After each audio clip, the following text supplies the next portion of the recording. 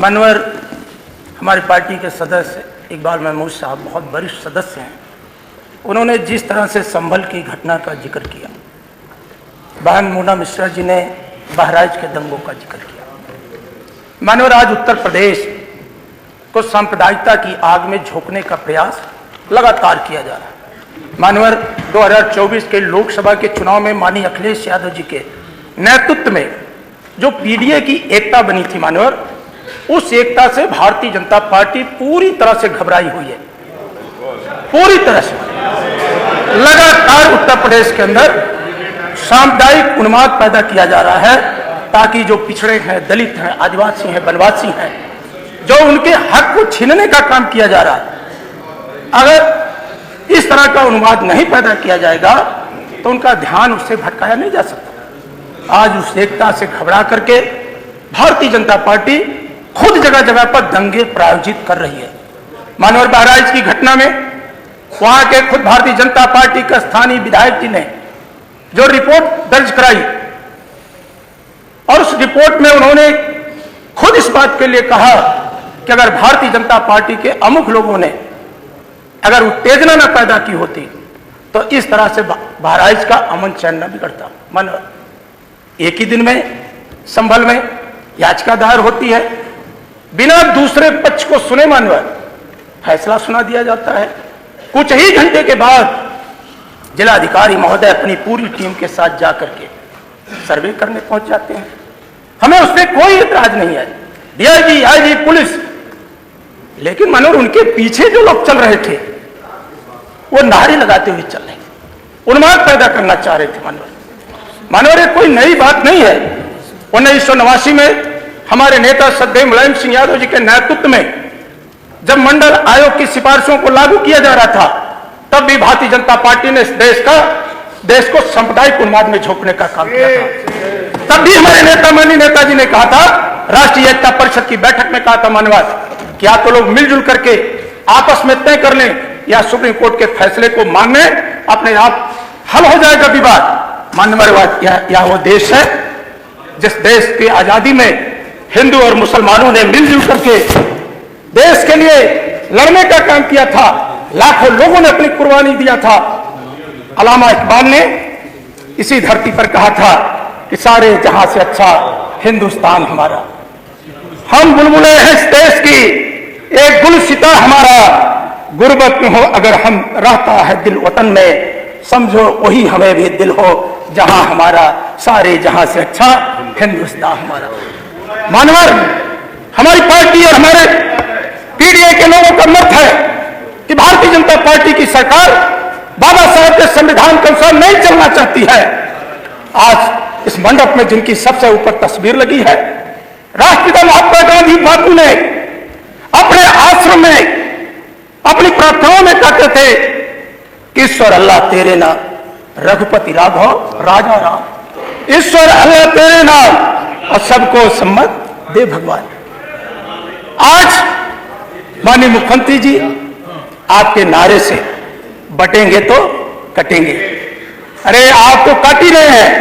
69,000 शिक्षक भर्ती में पिछड़ों के हकों पर जिसमें भारत का संविधान लिखा है, आज वहां का नौजवान 18,000 से ज्यादा पिछड़े वर्ग का नौजवान, दलित नौजवान आज वो दर दर की ठोकरें खा रहा है। आपने विश्वविद्यालयों के कुलपतियों में पिछड़े और पीडीए को हक को कहां दिया?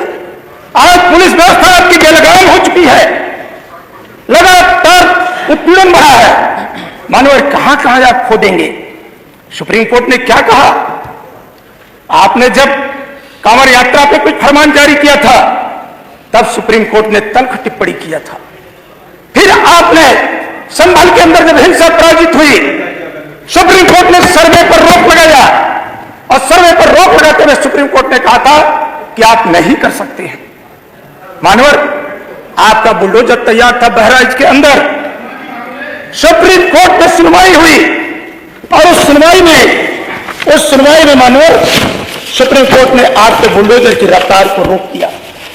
मानवर आज बेरोजगार अपने हक की लड़ाई न लड़ पाए, महंगाई भ्रष्टाचार पे चर्चा न हो पाए, लोकसभा आयोग की भर्तियों की अनियमितता पर सदन में बात न उठ पाए, नौजवान अपने हक अधिकार के लिए लड़ ना पाए, इसलिए सरकार उत्तर प्रदेश के अंदर सामुदायिक उन्माद में झोंक करके ऐसा वातावरण बनाने का प्रयास कर रही है।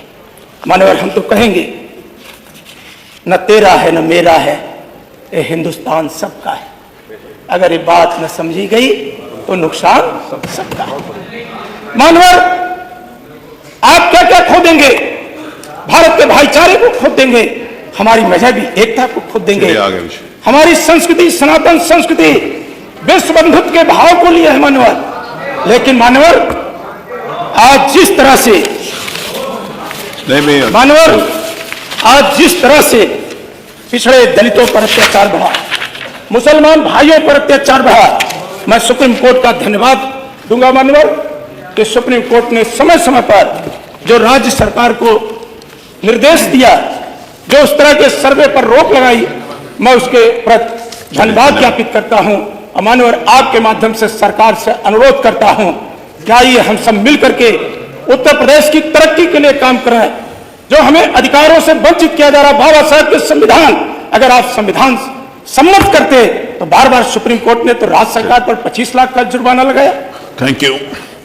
मानवर, इतना गंभीर विषय है, नेता विरोधी दल जिनका पूरा जीवन इसी सदन में बीता है, मानवर, अगर वो संभल जाना चाह रहे थे तो आपने उन्हें हाउस अरेस्ट कर लिया, उनको जाने से मना कर दिया।